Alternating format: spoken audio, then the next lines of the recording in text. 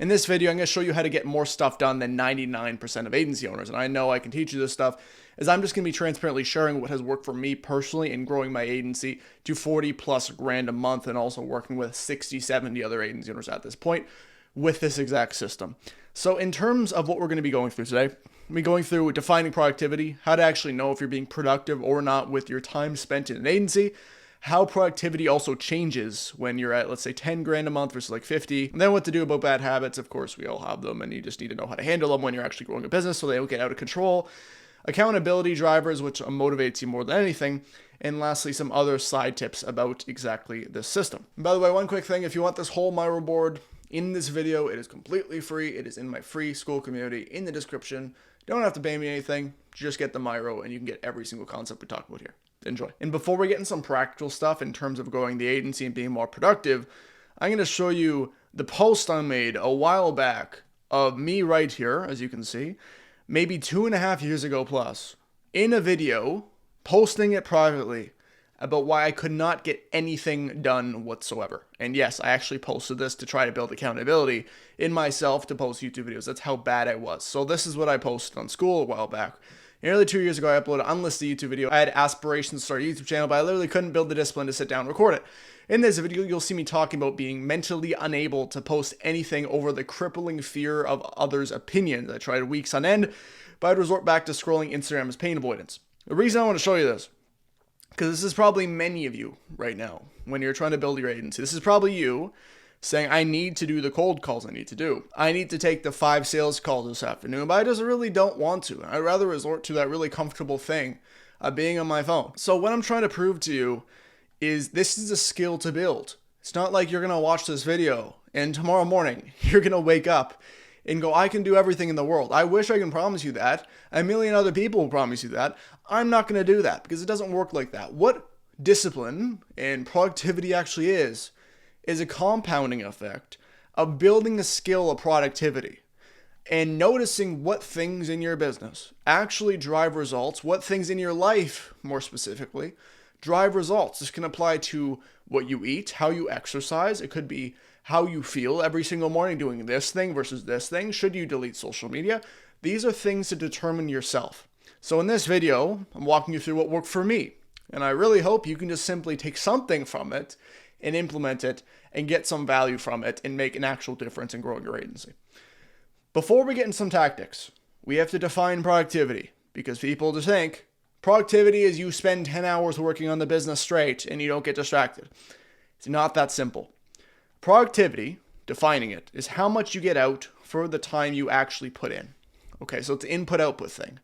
And it's important, living by this definition, that a person working an hour a day on the right things can get more out than the person working 12 on the wrong things. It's not a time-based thing. There are people who make millions of dollars a year working a few hours a day. And yes, that is an exception to the rule. And it's not a recommendation because it's really, really rare. It doesn't happen often. I'm just saying it comes down to how high leverage are the things that you're working on to growing your business in its current case scenario. So let's give an example. If you're an agency owner and you need to do the 300 cold calls, you can think you're productive by setting up a website for the first 4 hours of the day when you really don't need to do that yet. Or you can be tweaking, how does this color look on my website? How do I think prospects are going to view my website when they go on this, even though you have no traffic to your website? You see what I'm saying? You can be working a million hours and it doesn't matter if they're all stupid. Okay? So this is what I want to make clear to you right away. And the second category of working, like, let's say 12 hours in the wrong things, is many agency owners.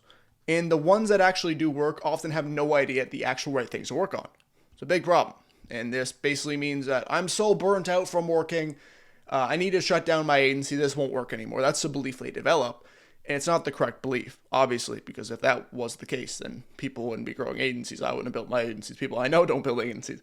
Not the case. So it's our goal as business owners to gradually make the most out of our time, not just work longer hours.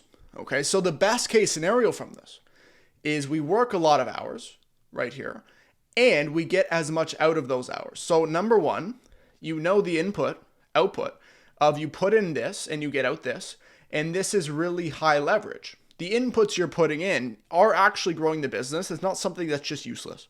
It's the first category you need to look at. Then after you decide that, you get that down, you need to go, how do I increase the hours I'm working on the really important things? Okay, so now with that premise, we have to move on to this part right here, which is basically 0 to 10K a month productivity versus 50K a month productivity. I just said to you, it matters the quality of the work and how much you're getting out from the work.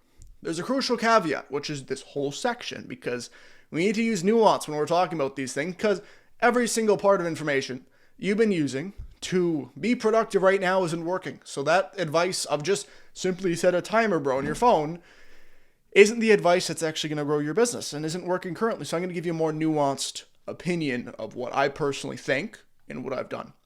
When you're in the beginning of your agency, a lot of your time is spent developing a frame of what not to do versus what to do. This might seem counterintuitive in a way, and it is. What we're trying to do in the first 0 to 10K a month with an agency is develop what I call a judgment muscle. We think of Charlie Munger and Warren Buffett. I'm actually going to use an example from him in a second. They make one decision every few years on what company to put money in. Okay. What they do is have great predictive power of what's going to happen by this investment. So what we're trying to do is do an extreme amount of repetitions in the field to know exactly what not to do next, because they have all this past experience. As an example, Charlie Munger just passed away, but there's Warren Buffett who's just retiring now, and he's something like 90 something. He's extremely old, and he had all that experience previously, and that's why he's one of the richest people in the world, because he had so much experience up until now doing the reps and learning what his field is like to get that predictive power. So I'm going to give you a useful frame that at least I use all the time. This is a quote by Charlie Munger. The only thing I want to know is where I'm going to die, so I never go there. This is something called inverse thinking. It's not thinking about how to achieve something. It's considering the opposite, which is how to avoid failure. So if I'm going to fail doing cold calls, what am I going to do? I'm going to make a cold call into a sales call. I'm going to give them the price within the first 5 minutes of cold calling them. I'm going to pitch them in a robotic tonality so they think I'm an actual AI, like I have no human-esque vibe to me. I don't have a good tonality whatsoever. I don't even have a good script. I'm not giving them a promise. And you basically just list what would make a really bad cold call. And if you're doing outreach right now, you might think like, what makes a really bad cold DM, a really bad cold email? So you make this list. And what we're doing when we do reps, right here, I'll write out reps, we just basically continually expand this list of what did not work. And doing this list right here, this takes time and volume of outreach. So time and volume, develop you have this list of things that do not work. That's what we're trying to do as a beginner, because if I make a YouTube video right now, I've made probably over 100 YouTube videos, dozens. I always look at the ones that didn't work and go, okay, they didn't like that one. I'm not going to do that anymore. I'm going to do less of that. I wouldn't have this predictive power if you guys won't like a video or will like a video if I didn't know what didn't work. So this is what we're trying to do. And this completely associates with productivity, by the way. It's about getting the quality out of the time you spend in something. And there's a massive preface. You're going to have tons of time in the beginning working on shit that doesn't matter. And there's a crucial caveat to that too, which is you can pay someone thousands of dollars and get that just basically sliced off your time. That's an option. If you don't have that though, which I'm tailoring this video to those people too, you're going to have to do a lot of stuff for many months that is going to be a waste of time. But after you get past that point, you're going to have all this information you've collected and what didn't work. And now you know exactly what to do because you have this list of what not to do. Okay. And this is the reason top business people can launch businesses repeatedly and scale it quickly is because they've gotten through a stage of suffering and volume. This, again, we're building a list of things not to do. Done multi-thousands of cold outreaches and know what works and doesn't. So 100K a month agency owner can work quote unquote 5 hours a week, as a lot of gurus claim you might be watching on YouTube.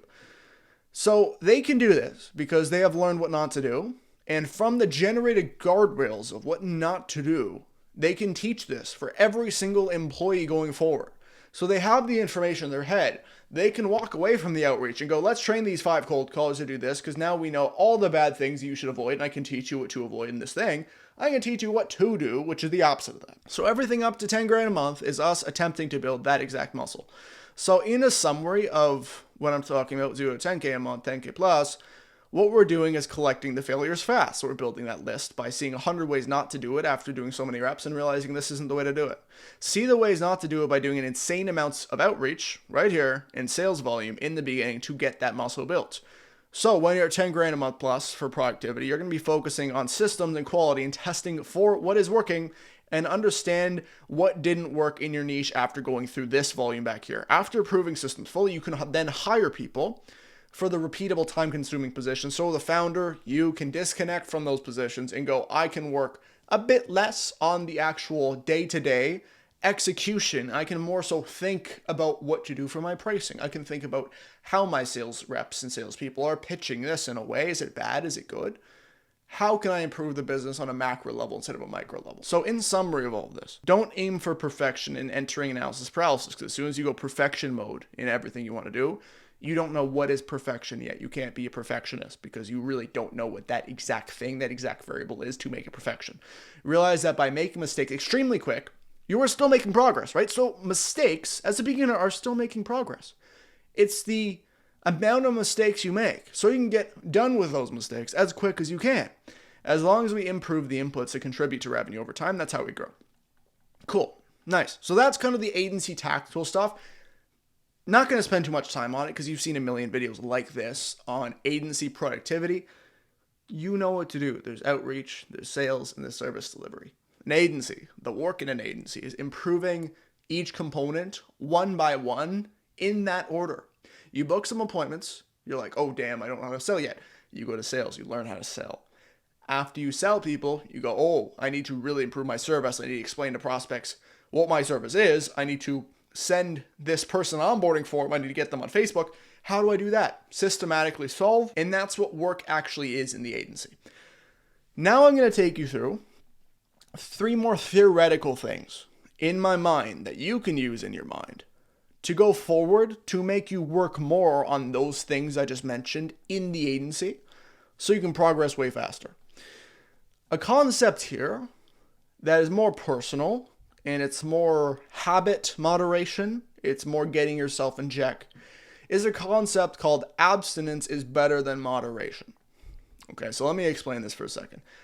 This has helped me significantly, and I can talk about tactically what to do. Like we talked about it, we can record via cells, we can set a timer and do amount of work. And the truth is though, we can't ignore the fact that if you watch Netflix for that new Netflix series for 5 hours this afternoon, you won't be productive. If you have 3 drinks each night every day, you won't be a fraction as productive as if you didn't. If you have video games frying your dopamine receptors, you will not sit down and do work. So these are habits that I can't make a productivity video and not mention how to remove these things, because these things will drastically affect the agency's productivity as a founder when you are making all the decisions, when the agency is an extension of your judgment. So why the hell are you going to make good judgments when you can't even function yourself? It's really important. What I do is I prove to myself time and time again that by trying to moderate something personally in my life, the habit still has room to grow. Here's an example. Sometimes what I do is I'll hit a massive win in business, or like I worked 50 hours this week on things that are really important. I'm like, I feel like I'm burnt out. Let's allow myself to have a glass of wine. Let's have 2 glasses of wine. Okay, so I have the 2 glasses of wine. Nice. I feel rewarded. Like it feels nice, obviously. Next day, oh, I just had glasses of wine last night. Okay.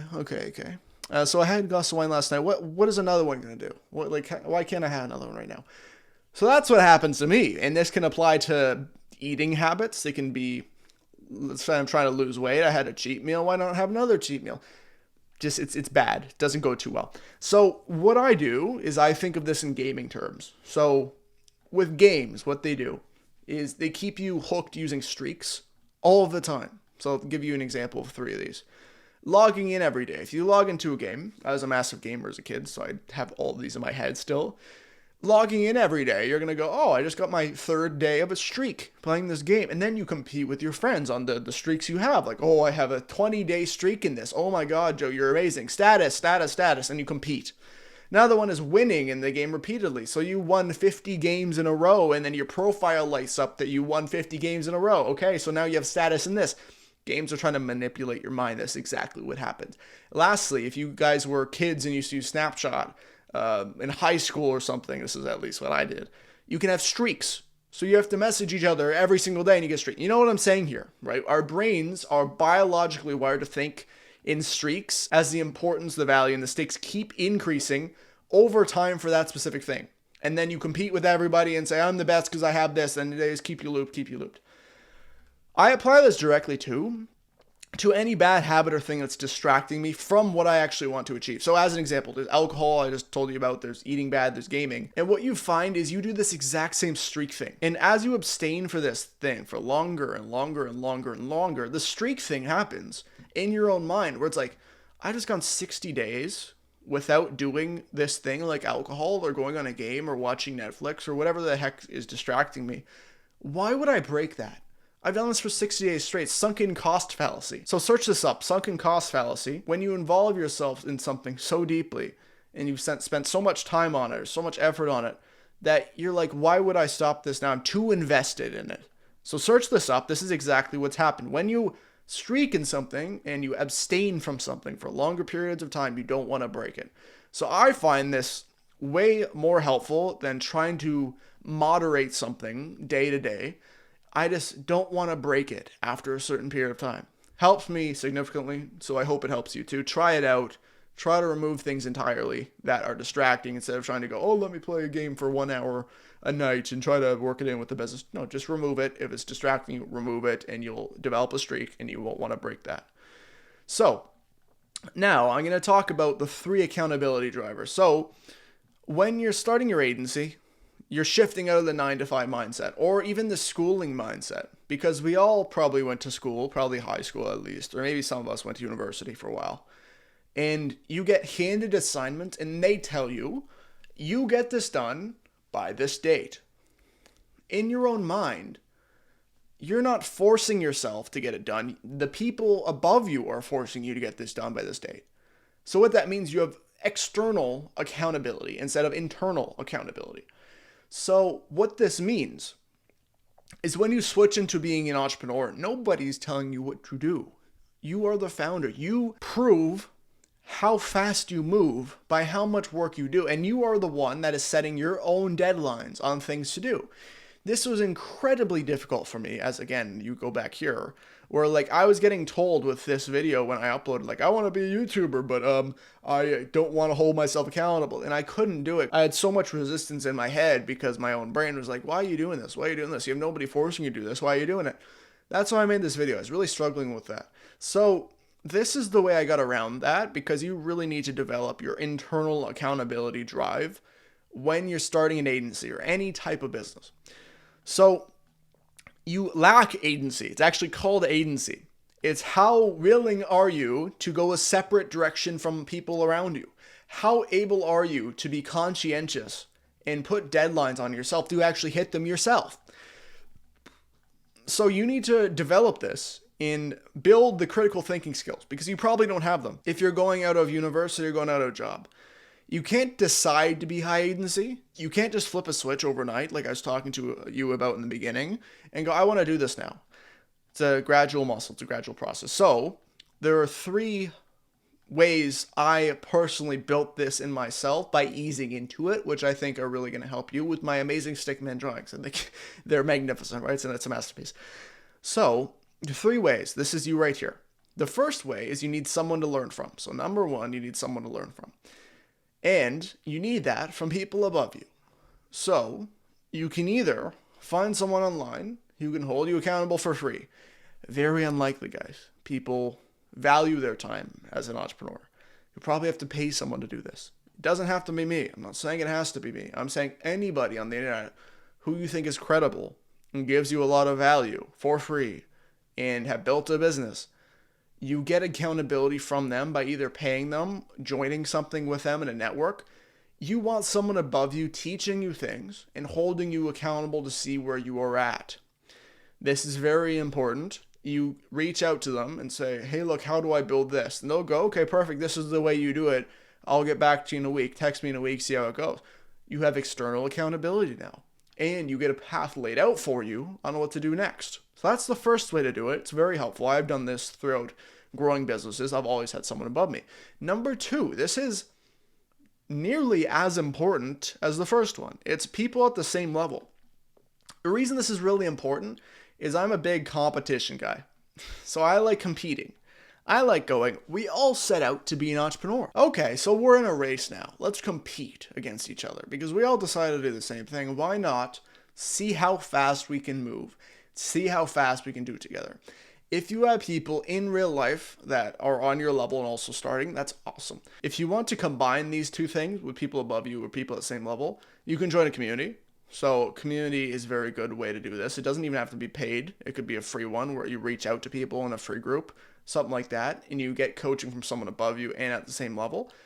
You want to network with people and say, hold me accountable by this date. We're competing.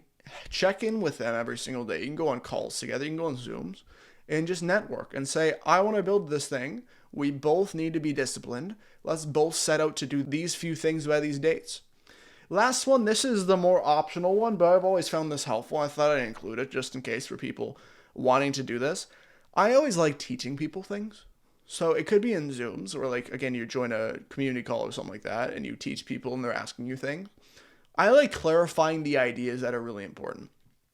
Because sometimes if you get too above people and someone's at like 50 and someone's like 5, you forget the foundational principles to building it in the first place. And if you do want to transition to helping people eventually with these things or starting a coaching off or info off or whatever, this is really helpful to know your stuff and get used to speaking and get used to reiterating things. And also, guess what? They can also hold you accountable to you doing things. They want to see you making more and more and more money. So this is optional. At least do the people above you and people at the same level, and make sure with the people above you as well, they're at least one step above you. What you don't want to do is spend 20 grand, which is a lot of money for coaching, on someone who's at 100 grand a month when you're at 1. That is a decent size difference between where they are and where you are. Pay for someone who's at like 20. Pay for someone who's at like 30 or 40. Don't go all the way up to multimillionaires because they're going to do what I told you here, which is they're going to forget everything they learned. Because they're going to be going, oh, what is my KPI and my ad say? What's the conversion rate from a lead to an appointment? And you're like, I just want to learn the first opener script on a cold call. Like they're going to be talking about some outlandish stuff that you have no idea what it means. Make sure they're at least one step above you, and that's really helpful if you do that. External accountability is necessary until you build the skill of internal accountability. Screenshot this, keep this in mind, whatever you want to do with this, but this is what I found extremely important. You need the external accountability until you develop the muscle of internal accountability, because after a while being an entrepreneur, you will have to be forced to build the internal, but you can get it assisted with relying on external for a while and then gradually building the muscle of internal. You can't just jump fully into internal because you've never done it before. You want to build the skill gradually until you can rely on yourself to do things. And the people at the top levels of business still sometimes need extra pressure and talk to other entrepreneurs and say, I'm going to get this done by this date. I still do this sometimes when I really don't want to do something. I'll message my group chat with entrepreneurs at my level and say, hey, look, don't want to record this via cell. I really don't want to hire this person. I think it's stupid and I think I want to hire someone, but I can't hire someone. I'm going to say I do it myself. I have to get this done by then. I'm texting the group chat so I can be transparent. That's what I do, and it really helps. Next section is something, again, personal, that you're going to find that when you make any money in business, you will relate to this and realize this. So even if you're making no money right now, you will realize this in a few months when you actually do make money. So I put the title of this called Don't Grow a Business for a Lifestyle, Grow a Business for Yourself. What do I mean by that? There's a quote from Naval, one of my favorite people I look up to, who says, desire is a contract you make to be unhappy until you get what you want. What does that actually do operationally though? Because it might seem abstract. Let's break it down. Number one, we have a desire. I want to make 10 grand a month so I can do X, Y, Z things with my life. So when you set that desire and you really want that, you really, really want that, What that creates is you being unhappy for a period of time. And what that does is creates pain. You have a desire that's not fulfilled, and you don't have it yet. You envy the people who have it. You are now in pain because you're annoyed that you don't have it. You have a really bad desire that's causing you to go, okay, this is really annoying. I really want this. What happens now? You take action because you're unhappy, you're in pain because you're unhappy, and you take action that's driven by pain. Because obviously we have a desire, like I said, but then there is pain coming from that desire. So we have two of these. So we have something we want, we desire, and something we're avoiding, which is our current scenario, being in pain. So we're driven by pain, we take action on whatever we want to do. Then we achieve it. This is where it gets interesting, and this is the whole reason I'm telling you this. What happens when you achieve the desire, your pain goes away? What's the next logical step? The action goes away. Big problem. Big problem. Okay?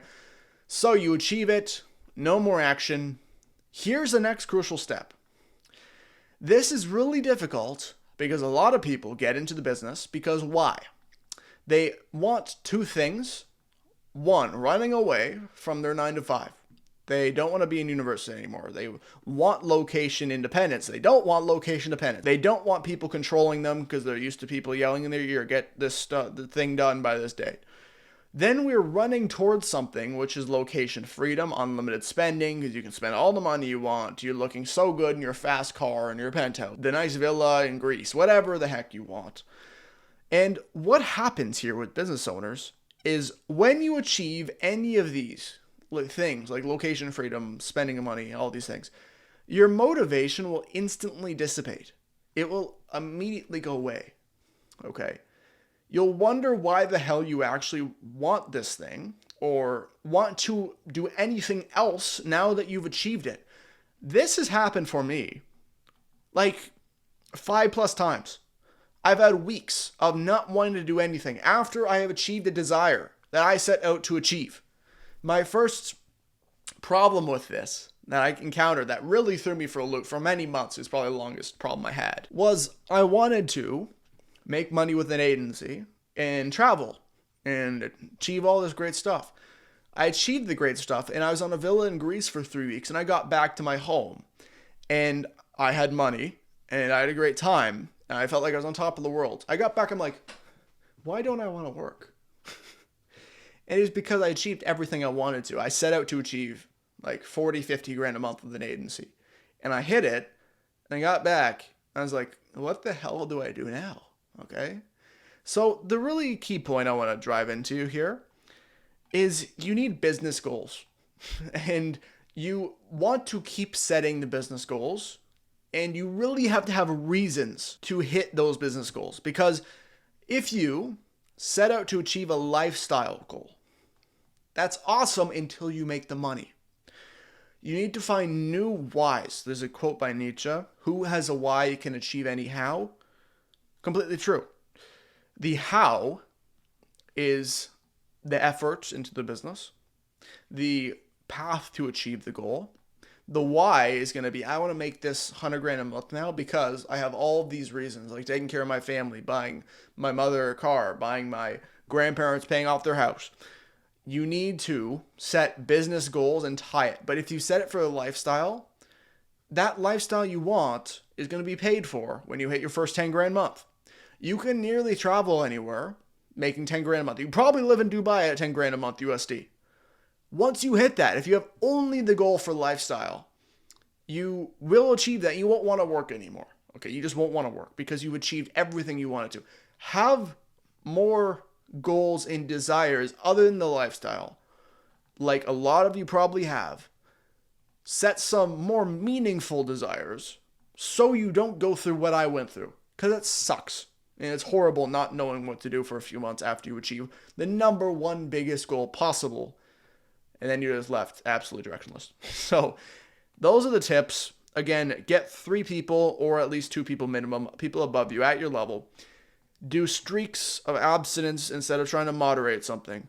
Do a crap ton of volume in your business to prove all the things not to do And then you'll find what to do after you prove those things that are bad. And then you will make significant progress. And notice that you need to consistently be thinking the quality of the hours rather than the volume of hours.